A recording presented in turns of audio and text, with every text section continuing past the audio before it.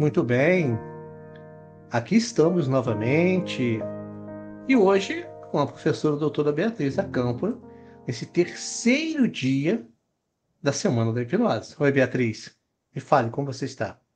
Estou ótima, muito bem, né? Bom a gente estar aqui para falar de um assunto tão relevante que é da hipnose clínica. Eu já quero começar falando que o meu interesse pela hipnose clínica surgiu há aproximadamente uns 25 anos atrás, quando eu conheci o professor João Oliveira, né?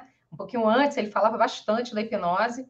E logo em seguida, quando a gente foi fazer a nossa formação em psicologia, né? Fomos buscar a graduação em psicologia, a gente se matriculou logo num curso de hipnose, porque ele gostava muito dessa temática, sempre falou dessa temática, sempre utilizou a hipnose, né, como uma ferramenta, e aí nós fomos nos especializar em hipnose. Então, além das nossas graduações, né, nós também temos pós-graduação em hipnose clínica, além de mestrado, doutorado. Então, é um interesse que já vem aí pela vida, né, João?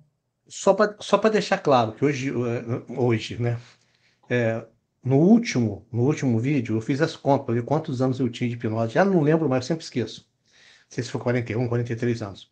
E eu não tinha, na época, a pós-graduação em hipnose. Eu tinha feito vários cursos, nem era psicólogo ainda. Já atuava, já praticava, já... tanto é que ela não explicou. Quando eu a conheci, eu já era hipnólogo. E aí eu fui, coloquei ela em estado alterado de consciência e dei um comando. Ele gosta de falar Você vai disso. se, você vai se apaixonar por mim, eu me pareço com Brad Pitt. E ela está nesse estado alterado de consciência até hoje.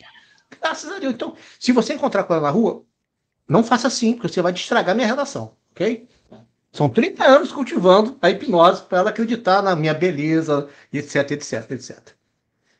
Mas então é isso. Mas você sabe, não é mentira que estar apaixonado é o nível mais brutal de hipnose que existe.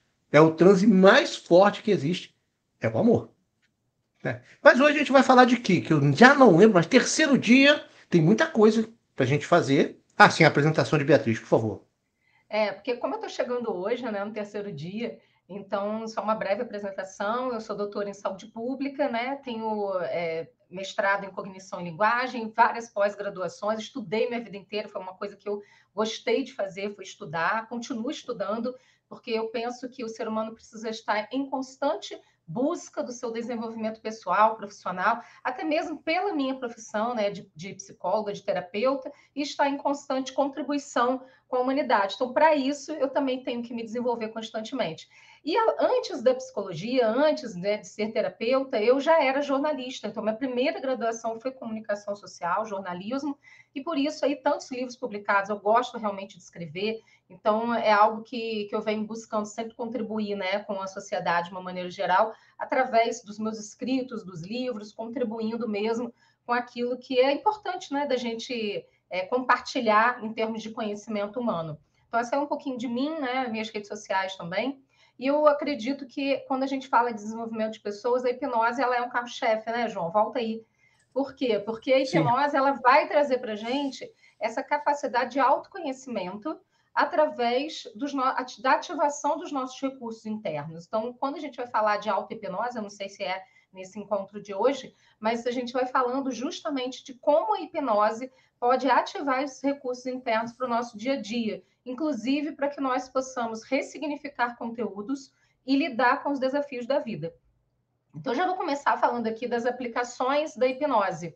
A gente tem aí dentro das aplicações da hipnose um autor que é o Dr. Antônio Carlos de Moraes Passos, da Escola Paulista de Medicina, que também é fundador da Sociedade de Hipnose Médica de São Paulo, e ele informa, né, nos escritos dele, que a hipnose ela pode ser utilizada para alívio da dor, produzindo inclusive anestesia e analgesia, nos diferentes setores da clínica e da cirurgia, pensando em uma hipnose médica, notadamente também na obstetrícia, como tranquilização para alívio dos estados de ansiedade, a apreensão ou qualquer que seja a sua causa, em qualquer condição na qual a psicoterapia possa ser útil, no controle de alguns hábitos, por exemplo, no controle de tabagismo, e aí a gente vai entrar, né?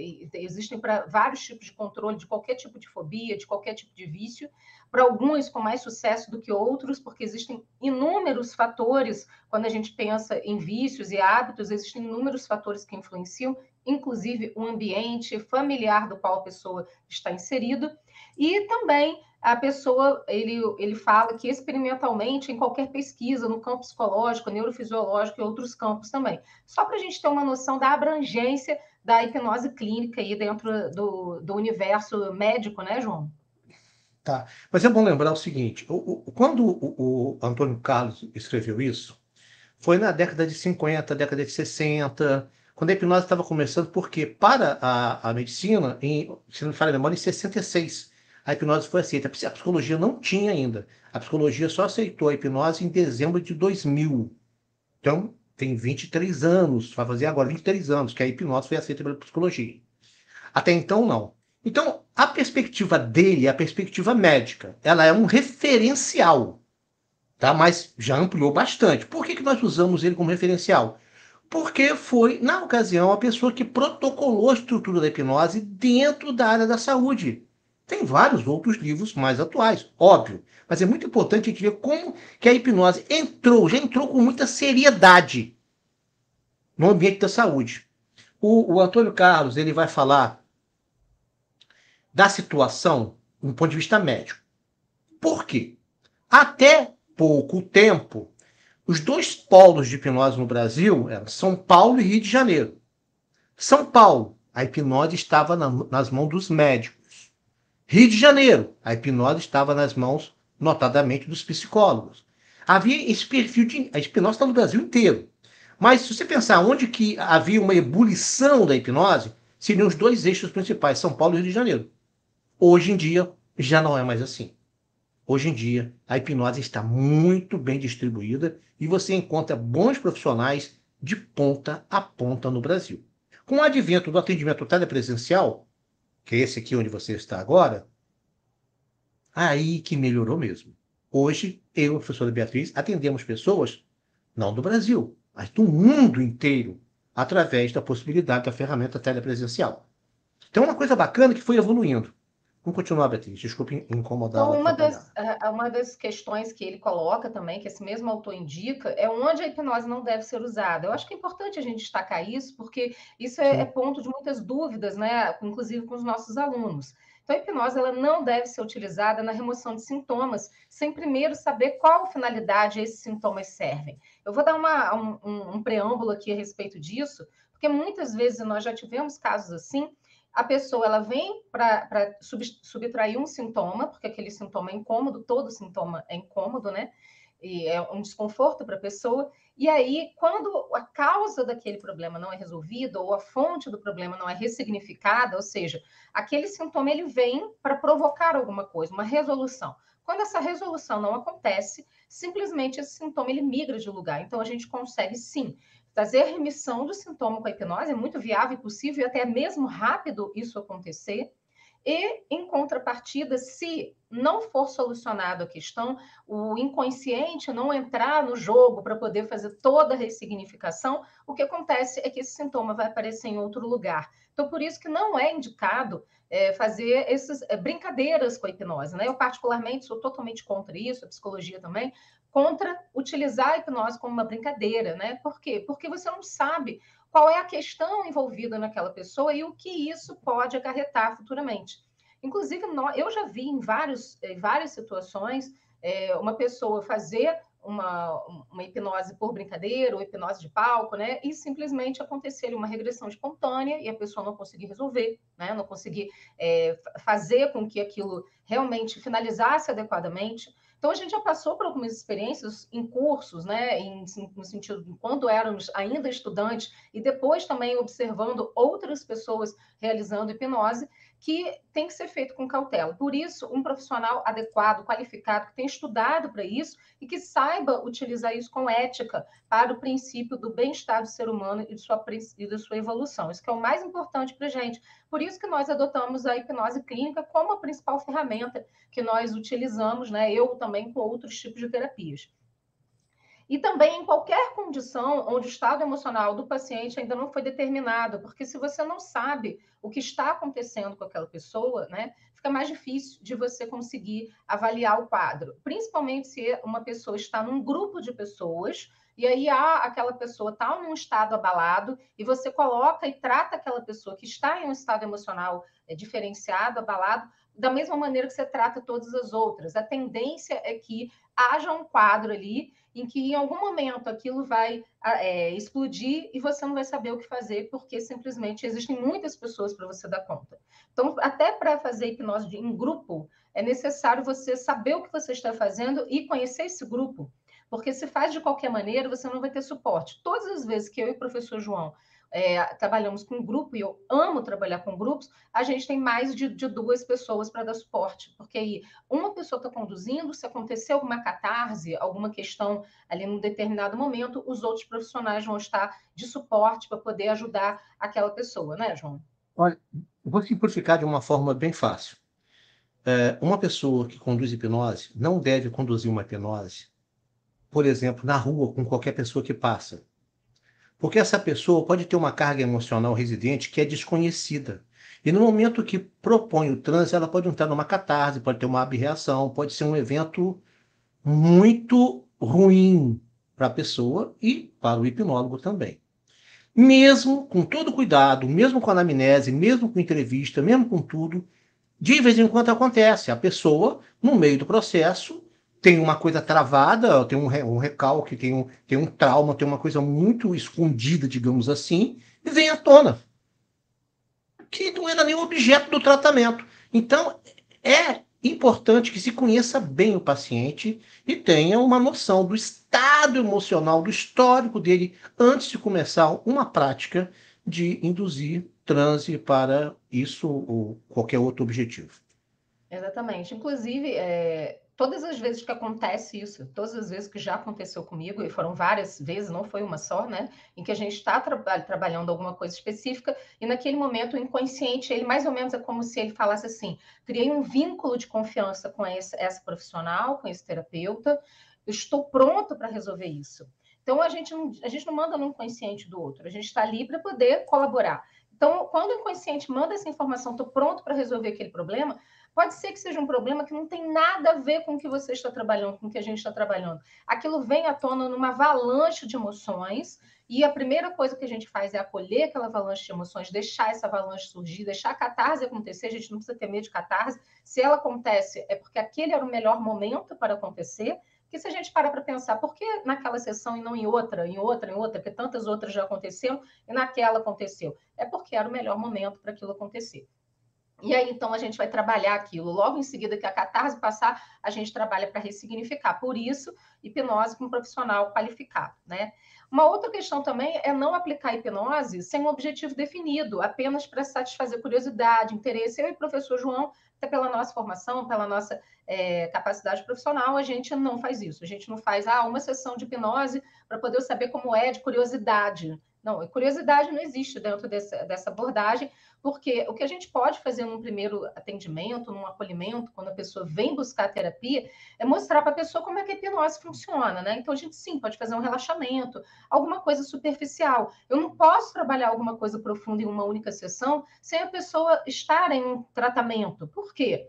Porque pode ser que eu abri ali uma caixinha de Pandora sem saber, e aí aquela caixinha na próxima semana pode desencadear o que a gente chama de abreação, vem depois, né? A reação vem depois da sessão da hipnose. Então, é muito importante que tenha esse acompanhamento, porque qualquer coisa que aconteça durante o percurso terapêutico, o terapeuta vai ali para dar suporte. Essa é a nossa base, né? Que eu acho que é muito importante. E também para abolir determinadas sensações, como a fadiga, por exemplo, porque isso pode levar uma pessoa a ir além dos seus limites. Então, se uma pessoa, por exemplo, está sem dormir, está fadigado, eu não posso fazer uma hipnose com essa pessoa para que ela, então, assim, a partir de agora você não vai sentir mais sono, ou a partir de agora você não vai mais se sentir cansado. Por quê? Porque isso pode iludir o cérebro e ele ir além das forças e a pessoa ter um outro tipo de reação, né? Inclusive sintomas físicos também. É importantíssimo a gente agir com a responsabilidade, né? Não, também não está aí nesse slide, mas você também não deve usar a hipnose com pessoas que tenham um distúrbio cognitivo de grau elevado, como, por exemplo, esquizofrenia, porque a hipnose pode prejudicar bastante, pode acentuar os sintomas dela. Então, tem que se conhecer um pouco da pessoa, o histórico médico da pessoa, antes de realmente propor um atendimento profundo com hipnose. A hipnose não é brincadeira. Não é porque você viu na televisão o cara fazendo rapidinho que aquilo é a hipnose clínica voltada para a saúde. Hipnose clínica voltada para a saúde é algo um pouquinho mais profundo e que tem que ter muita ética e responsabilidade na aplicação. Inclusive, eu quero ressaltar isso que você está falando, porque nós, na nossa experiência de mais de 20 anos com a hipnose, o que a gente vem observando é que é um tratamento mais rápido, por isso que a gente trabalha, né, no formato de terapia breve. É um tratamento mais rápido, porque há também, quando a pessoa está predisposta, isso eu quero deixar bem claro. Por que algumas pessoas funcionam muito mais rápido a terapia e para outras mais lentamente? Tudo depende da disposição da pessoa para absorver o que o terapeuta tem para dar e também a disposição da pessoa para que haja mudança interna dela, né? Então, algumas pessoas criam muitas resistências, então ela muda mais lentamente em função das resistências e dos bloqueios que ela foi criando ao longo da vida. E outras pessoas, elas estão tão entregues, e a gente vê, por exemplo, eu já tive casos incríveis de processo de cura com pouquíssimas sessões, como também já tive pessoas que levaram muito tempo comigo e tiveram uma cura, também tiveram para o seu processo de cura, seu processo de melhoria, mas um pouco mais lento, né, do que as outras pessoas. A gente até brinca, eu e o professor João, que é mais ou menos assim, uma pessoa quer andar de avião e tem a passagem comprada para daqui a um ano. E a outra pessoa quer andar de avião e tem a passagem comprada para daqui a um mês. O senso de urgência da pessoa em andar de avião vai fazer com que ela se entregue mais ao tratamento para que ela resolva isso num período mais curto. Já quem tem um prazo de um ano, na mente da pessoa, eu tenho um ano para resolver isso. Eu vou ver isso com calma. Eu não preciso correr, né? Então é mais ou menos por aí, né, João? Eu estou fazendo as contas aqui.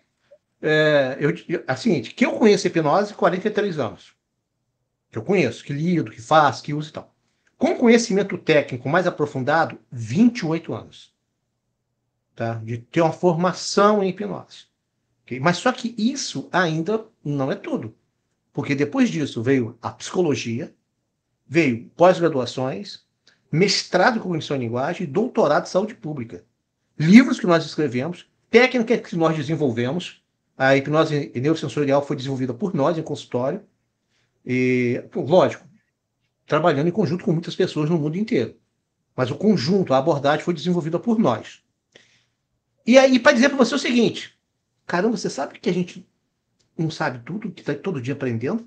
Que agora tem áreas como da frequência sonora, por exemplo, dos campos magnéticos, que influenciam de forma, assim, percebível na hipnose, já com equipamentos avançados da tecnologia, você pode detectar, você pode comprovar que aquilo está dando efeito. Isso é uma grande novidade para a maioria das pessoas. Muita gente não tem a menor ideia de que seja um fone de ouvido de condução óssea. Talvez você agora fale assim, nossa, o que é isso? No próximo vídeo eu mostro. O que é um fone de ouvido de condução óssea? É algo que potencializa o executar a frequência dentro do seu cérebro, dentro do areado. Aí a frequência ecoa de dentro para fora. O resultado é incrível. Isso é uma coisa nova. Uma coisa que não tinha na época que foram determinadas regras e normas da hipnose. Então a gente está sempre aprendendo. E se parar de estudar, é que nem a internet, né? Se você fica 6 meses fora, quando você volta, você não sabe mexer mais no Facebook. É a mesma coisa. E aí, quais são as perguntas frequentes aqui? O hipnotizador consegue dominar minha mente? O professor João Oliveira, responda. Depende, né? No meu caso, assim, em relação à Bia, quase. Mas não. Não consegue. Não consegue. Se for hipnose na saúde, nem tenta. Não é esse o ponto. Tem, claro, aquela hipnose que é usada na tortura, etc e tal, o candidato machuriano, mas é outra coisa. É outra coisa. Mas não consegue porque nós temos uma estrutura de senso moral interno muito forte.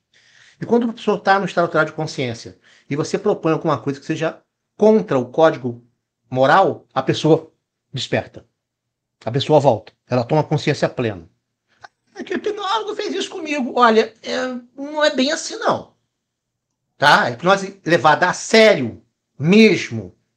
Se a pessoa fala qualquer coisa que seja fora do contexto moral e ético, o inconsciente dá um choque e a pessoa volta. O hipnotizador não vai pegar a carteira no seu bolso, não vai fazer nada disso, porque existe o sistema de proteção interna. Ok? Eu me assusto muito quando as pessoas falam, porque o cara da hipnose fez isso assim comigo. Olha, vamos lá. nos anos de experiência que eu tenho, posso dizer para você que coisas bem menores que isso faz a pessoa despertar imediatamente. Tem casos de paciente que eu nunca consegui induzir um transe completo, porque tinha um código de proteção interno que protegia o sintoma, a doença em si, porque ele estava convencido que a doença era o melhor para ele. Ele, consciente ou não. Ah, eu quero me curar. Mas ele, consciente, não. Mas essa doença aqui, meu, sou eu, né? Eu gosto disso, não tiro isso de mim, não. Então, toda vez que você propunha, ele voltava. Infelizmente, essa pessoa deixou esse plano, não está mais entre nós, mas não foi só comigo. Inclusive, não só no Brasil. Ele foi hipnotizado fora do Brasil e ninguém jamais conseguiu levar ele à cura. Entrar em transe, ele entra, ele aprofunda, beleza, é hipnotizável, mas quando você toca no ponto central, pum, ele retorna. Não vai estar em detalhes porque não interessa isso aqui. Então, Qualquer pessoa pode ser hipnotizada? Então, Desculpa, qualquer pessoa você pode pergunta, ser eu respondo. hipnotizada? Sim e não, né? Por quê? Porque sim, porque todos nós somos suscetíveis à hipnose. Há algumas pessoas mais sugestionáveis e outras menos sugestionáveis. Então, as mais sugestionáveis vão aceitar sugestões hipnóticas com mais facilidade. As menos sugestionáveis vão demorar mais um pouquinho porque elas precisam se acostumar. O cérebro precisa se acostumar porque elas são menos suscetíveis.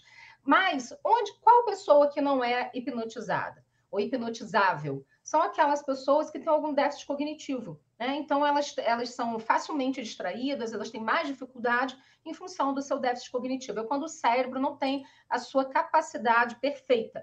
Então, assim, todo mundo pode ser hipnotizado desde que o cérebro esteja, a nossa máquina, a circuitaria cerebral esteja perfeitamente apta para a hipnose, porque exige um caminho que a hipnose ela perfaz, que é de rebaixamento da consciência para lidar com o inconsciente. Então, se a pessoa ela não consegue cognitivamente percorrer esse caminho de sugestão do hipnotizador, do terapeuta, simplesmente essa pessoa não vai conseguir ser hipnotizada. Tá? O hipnotizador controla as minhas vontades? João já respondeu essa na primeira, né? Mas não, o hipnotizador não controla as suas vontades porque tem um código interno seu, ético e de valor, de moral, que não permite que alguma coisa aconteça. E você não faz nada que você não quiser. Você não faz nada que você não quiser. A verdade é essa. Essa é uma verdade. E a outra coisa também é que é muito importante a gente falar que quem controla as suas vontades é você. O objetivo de um bom profissional com hipnose clínica não é controlar as suas vontades, é ajudar você a ter mais consciência dos seus processos, a ressignificar os seus conteúdos internos, a diminuir o seu sofrimento, a lidar melhor com a vida, ter mais estados de prazer e felicidade. Então, isso, quem está no comando da sua vida é você. Veja bem, a gente às vezes mal dá conta da nossa vida, porque são muitos afazeres. Por que a gente vai querer controlar a vida do outro, não é mesmo?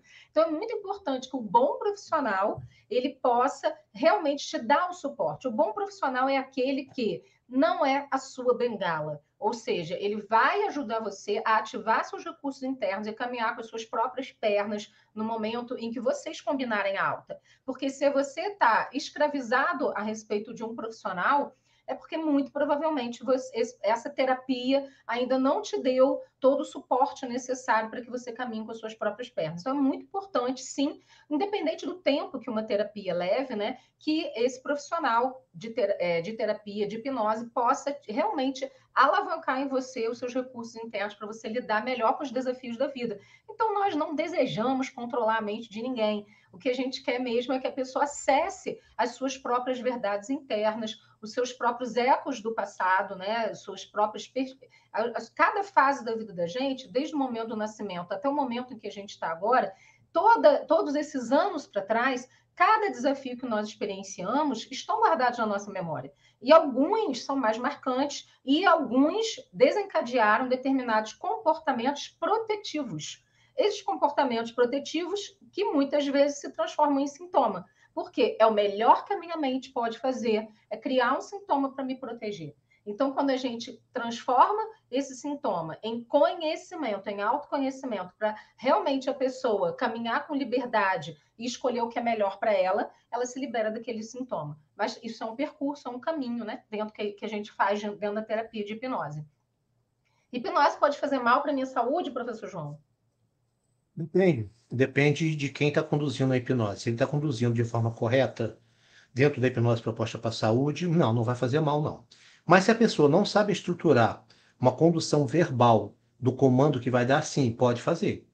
Tá? Porque é um comando, é uma linha de programação. Você pode fazer uma programação danosa. Você pode, por exemplo, provocar o surgimento de uma falsa memória, criar um trauma onde não tem. Sim, hipnose pode fazer mal à sua saúde se ela não for feita da forma correta. Se não for um profissional qualificado que tenha experiência em lidar com sintomas. E também tem o seguinte: não é para isso que eu quero hipnose, não. Eu quero hipnose só para poder falar melhor. Tem uma técnica para isso? Tem, mas de repente você não fala melhor porque tem um histórico traumático que precisa ser resolvido. Então, não é brincadeira. Esse é o ponto. Eu posso ficar preso no transe e não voltar mais? Não, Bom, não pode. Por quê? bom, Porque, deixa eu só responder. Geralmente, o que acontece quando a pessoa ela acredita que vai ficar presa no trânsito, é que ela dorme, né? Então, ela dorme e ela vai voltar no tempo dela. O tempo para cada um é diferente. E eu já conduzi vários assim, eventos públicos, palestras, né? Com pessoas, com clientes, com grupos, e o que a gente consegue perceber é que as pessoas têm tempos diferentes. Por exemplo, quando eu falo, na contagem de 1 a 5, você vai abrir os seus olhos se sentindo bem no estalar dos meus dedos. E aí eu vou 1, 2, 3, 4, 5. Quando chega a 5, aí vamos supor que, sei lá, de 10 pessoas, 7 devagarinho foram abrindo os olhos, cada um no seu tempo. 3 não abriram os olhos. Demorou um pouquinho mais de tempo. Por quê? Porque tem alguma coisa ainda que está resolvendo, ou estava gostoso demais e a pessoa ficou, ou a pessoa dormiu. Isso pode acontecer também, né? Então, se a pessoa está ali mais um tempo, ela é mais sinestésica, está curtindo aquela sensação, porque é gostoso mesmo, a sensação de prazer, de estar relaxado, porque muito na sociedade que a gente vive, muitas vezes a pessoa não sabe nem como é que relaxa, né? Então a gente conta de novo, chega perto da pessoa e faz isso de novo, uma coisa mais específica para aquela pessoa, tá? Então a pessoa geralmente ela vai dormir e não tem nenhum tipo de perigo quanto a isso. Claro, né? Aí volta aquilo que o João falou do comando, né? Se o comando foi equivocado também, a sugestão foi equivocada, pode demorar um pouquinho mais de tempo. Ninguém nunca vai ficar preso em um transe. Nunca. Depois de algum tempo, no estado de consciência, se não tiver nenhum comando para tirar, vai evoluir para o sono fisiológico e a pessoa desperta depois. Sempre. Tá? Você pode botar a pessoa em transe, sai de perto, ela vai ficar no transe, depois ela começa a dormir e aí ela desperta. É assim, ok? Mas a pergunta foi feita é a seguinte, presta atenção na pergunta. Eu posso ficar preso no transe e não voltar mais? Você já está. Você já está preso no transe. Esse que você acredita que seu nome é João, que você é psicólogo, esse transe de achar que você é esse corpo, esse nós já estamos muito Mas individualizados, aí entrou sabe? uma filosofia, né, João? Aí entrou Aí é uma outra história. filosofia. Como diz o Tim Maia, tá muito aterrado, sabe? Aquela visão de ser presente no mundo, essa coisa faltando. Você acha que é só você sou eu. Não. Vamos sair desse transe? Vamos para um ambiente melhor um pouquinho. A pessoa, quando está hipnotizada, está dormindo. Olha, embora pareça ao olhar de um leigo, tá quietinho, tá com o olho fechado, tá respirando devagar, deve estar dormindo. Por dentro não, por dentro é diferente. Pode evoluir para o sono? Pode. Se deixar quieto, evolui para o sono, sim. Mas não. O estado alterado de consciência difere do sono fisiológico. Em muitos aspectos, na questão interna de como a comunicação ocorre entre as áreas cerebrais. Beatriz. Quando a pessoa está hipnotizada, ela fica inconsciente no transe. Quando a pessoa entra em transe, o que acontece? A inconsciência aflora e a consciência é rebaixada. Então, por isso, dentro do processo de hipnose clínica, o que funciona dentro das sessões é que a pessoa ela fica até absorta, né, dentro do tempo. A noção de tempo dela também é modificada. Então, por exemplo, às vezes você faz um exercício que dura 10 minutos e para a pessoa passou meia hora, 40 minutos. Essa noção de tempo, ela fica também diferenciada para aquela pessoa. Então, ela fica inconsciente? Ela fica em estados de inconsciência. Inconsciente profundo depende do nível de transe que a pessoa está. Acho que o João já falou disso, né? Do transe leve, Ontem. médio, profundo, né? No Ontem, último falei ontem. encontro. Exatamente. Então, depende do estágio de transe. Dentro da hipnose clínica, O meu objetivo, o objetivo do professor João, é que, e o seu objetivo, caso você futuramente queira estudar isso, é justamente fazer com que a pessoa se conscientize das suas questões, ressignifique seus conteúdos, tenha uma vida melhor. Então, se ela estiver totalmente inconsciente, isso não vai acontecer. Então, a ideia é que esse nível profundo, ele acontece mais em determinadas áreas. Por exemplo, uma analgesia para extração de dente, anestesias, em questões cirúrgicas, questões médicas mais profundas. Dentro da área terapêutica, em que a gente está trabalhando com estados mentais, em que nós queremos, sim, uma comunicação com o inconsciente, mas para trazer aquela informação à tona e ressignificar determinados conteúdos para uma vida melhor, mais próspera, mais feliz, né, com menos sintomas, com mais resultados. Então, nesse tipo de trabalho, então não, a gente não quer que essa pessoa fique totalmente inconsciente. É possível chegar nesse estado? É possível. Quando a gente vai aprofundando, existem técnicas para isso, de aprofundamento, tira a pessoa do trânsito, coloca a pessoa do trânsito para chegar no estado de aprofundamento maior, tá? Mas esse não é o objetivo. Tudo depende do objetivo que você está utilizando a hipnose. A regressão à hipnose, João? Olha, no caso, é hipermnésia, né? Você se recordar de eventos passados que tenham ocorrido na sua existência. Então, a regressão de memória é possível e a hipnose potencializa muito isso. Ontem, inclusive, no outro vídeo, eu falei de um profissional que trabalhava com a polícia. Me desculpem agora se eu vou errar o estado, se é Rio Grande do Sul, Paraná, Santa Catarina. Eu sempre tenho uma dúvida. Ele é do Sul, ele era do Sul, já faleceu.